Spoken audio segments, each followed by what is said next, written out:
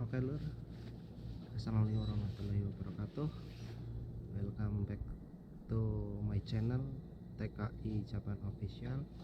Kali ini kita akan membahas tentang pekerjaan ya guys, tentang edukasi. Tapi saya bercerita tentang sambil kerja ya guys, karena sekarang saya posisinya sedang kerja, jadi ya ikuti terus keseruan saya.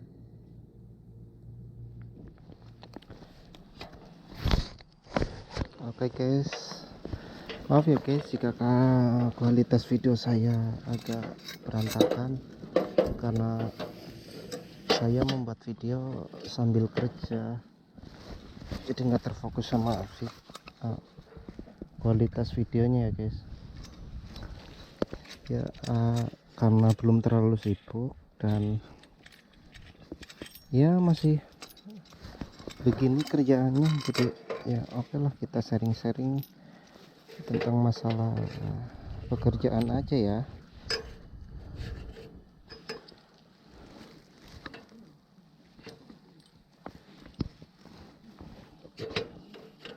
Jadi saya di Jepang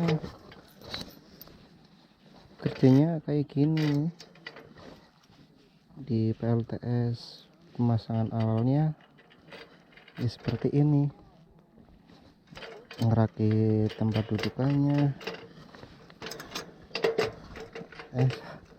Maaf ini nyampe nggak fokus, jadi salah ini.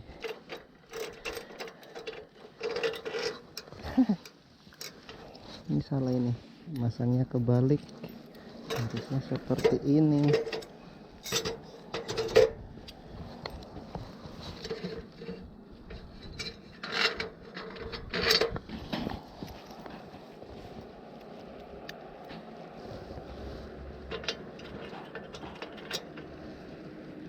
Ya kalau di Jepang untuk pemasangan panel tenaga surya itu banyak banget ya guys.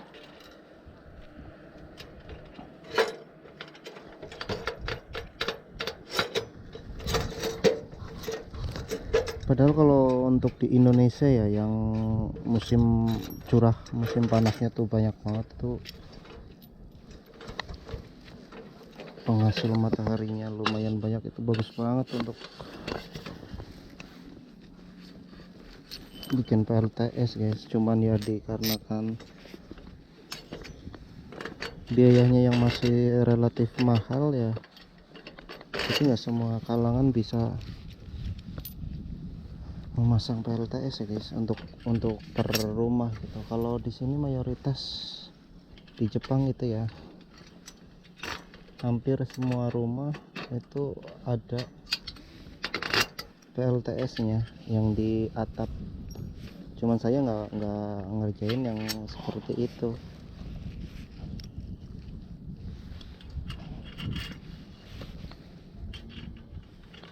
Coba kalau harganya murah, saya aja kalau pulang ingin pasang itu ya, kalau harganya masih terjangkau buat konsumsi listrik rumah sendiri,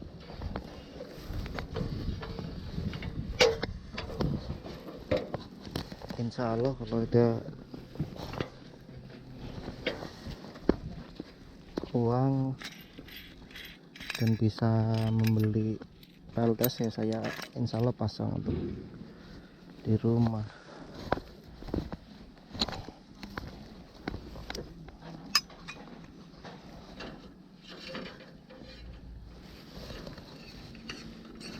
Ya begini nih kerjaanku selama saya di Jepang.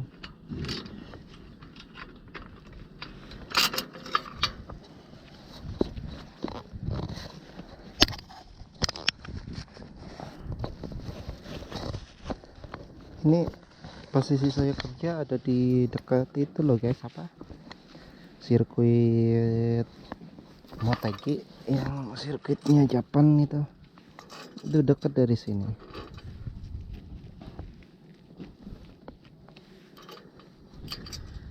nggak terlalu jauh, sekitar berapa menit gitu, setengah jam lagi dari sini.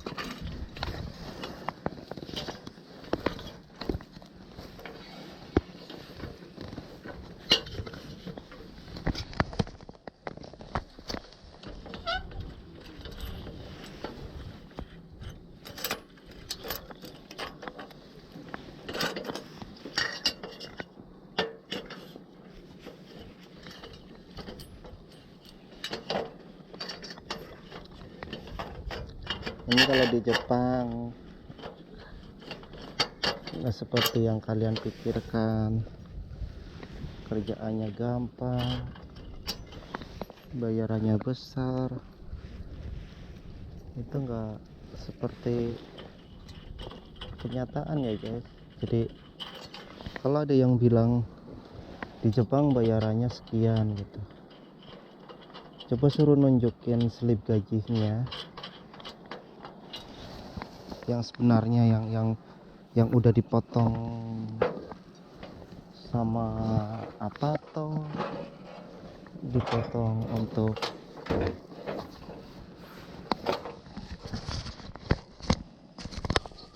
biaya hidup sendiri. Jadi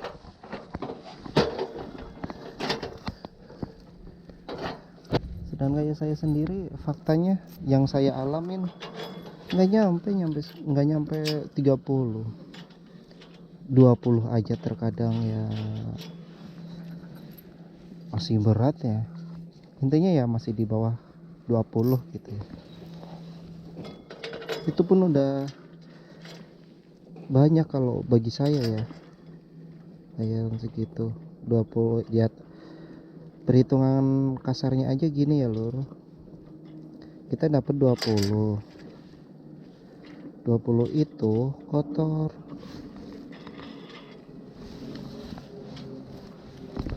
belum kepotong buat biaya hidup kita di Jepang, belum buat apa toh, listrik, air, gas.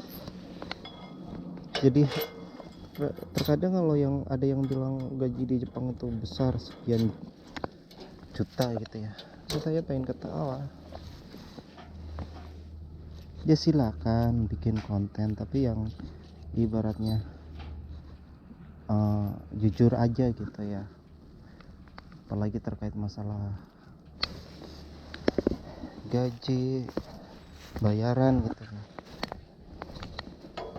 Sedangkan kayak yang calon TKI yang masih di Indonesia itu kan semangat belajarnya,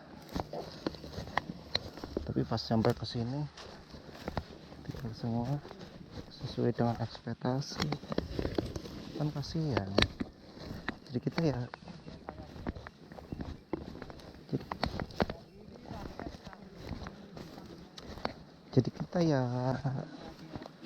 jujur aja ya guys, pendapatan kita berapa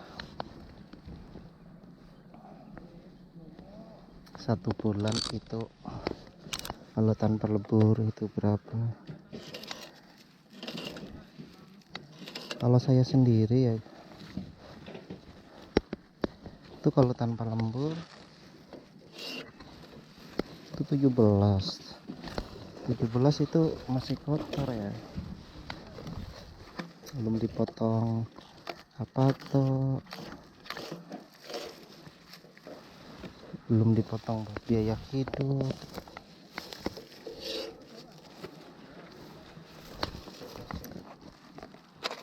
Jadi ya paling bisa nyimpen 10 belum buat keluarga.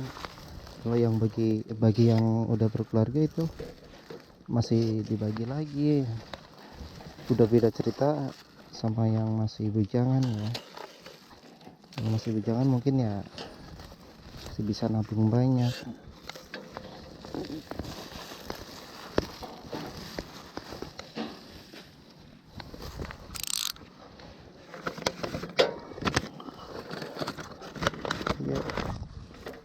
Ya begini nih kerjaanku kalau belum sibuk banget ya.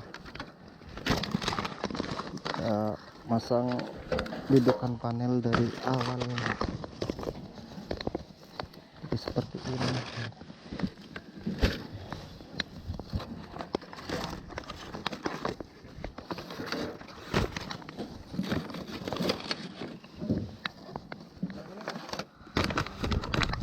Ini sekarang kalau bulan sekarang nih lagi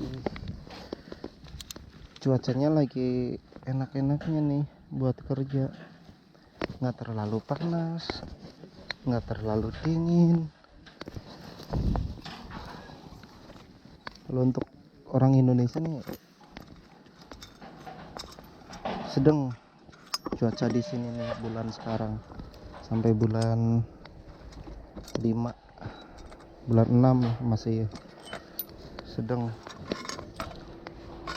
Tapi kalau untuk musim panasnya ya ampun, jangan ditanya guys, panasnya melebihi Indonesia.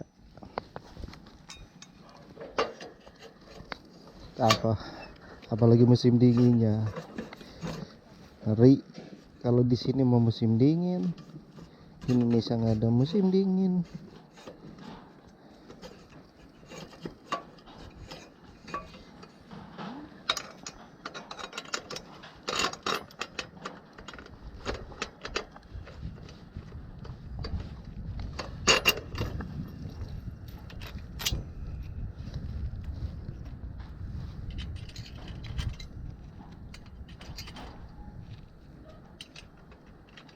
Kalau di perusahaan saya untuk kerjaan dibilang masih enak, nggak ribet-ribet amat gitu ya.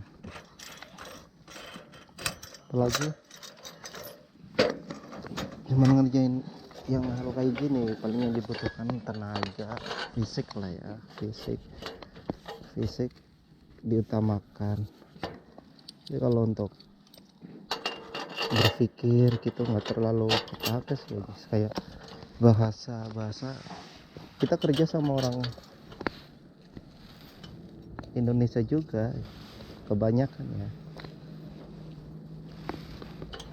jadi ya ngomong pakai bahasa ini Indonesia. Tapi ya tetap sih kalau bahasa Jepang juga ya kita harus belajar, harus bisa ngomongnya. Jangan sampai kita nggak tahu sama sekali, kita disuruh sama orang Jepang, suruh ngambil barang gitu ya, kalau nggak tahu disuruh pas disuruhnya itu dia ngapain gitu, itu bisa fatal kalau di sini lah.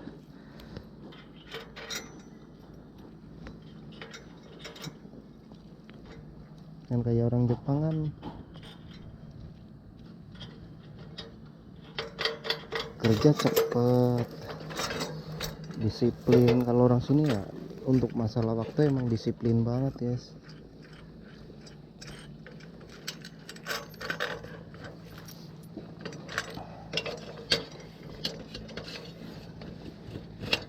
Peraturan di Jepang itu bermacam-macam guys.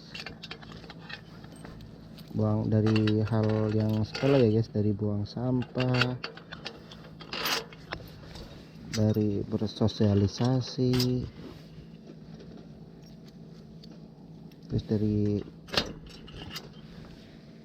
banyak lah hal-hal yang harus kita patuhi di Jepang. Sedangkan kayak kita untuk para kansuse, peraturannya kita cuma diperbolehkan naik sepeda.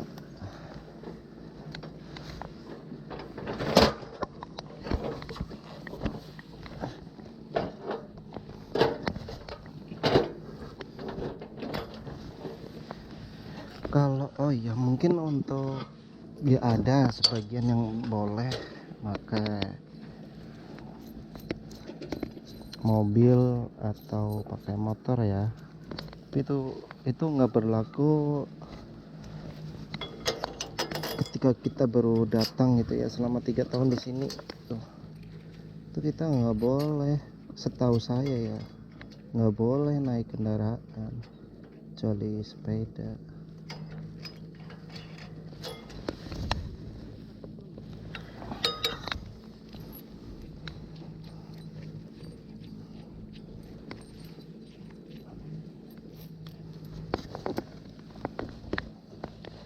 Itu teman-teman saya guys tuh. Itu dari Wonogiri, Jogja. Hanya banyak.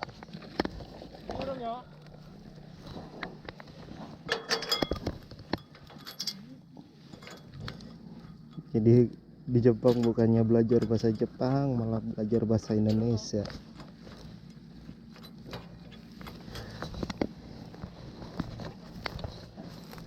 Ini cuma sekedar sharing ya guys.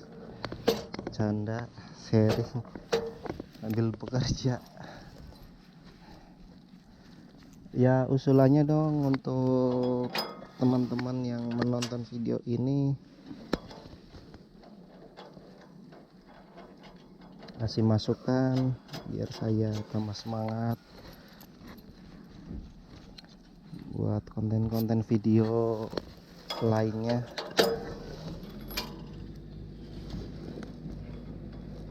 Karena selama saya di sini, insya Allah saya akan sharing terkait masalah pekerjaan di sini, kehidupan di sini di Jepang ya, tentang kehidupan di Jepang. Jadi silakan kalau mau ada yang bertanya.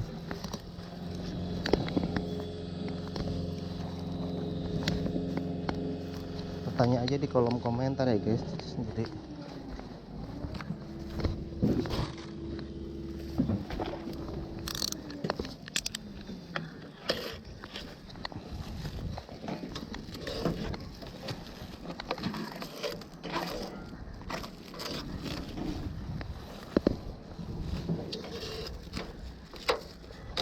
kalau untuk daerah saya ya di Jawa Tengah masih jarang lihat yang pakai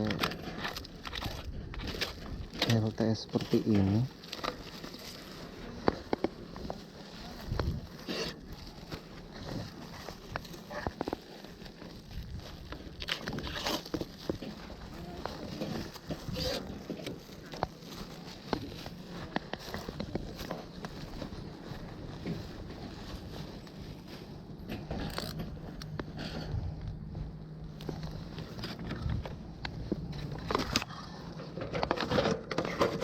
Kalau dudukan panel ini bermacam-macam guys, ada yang beda-beda ya, macam-macam bentuknya.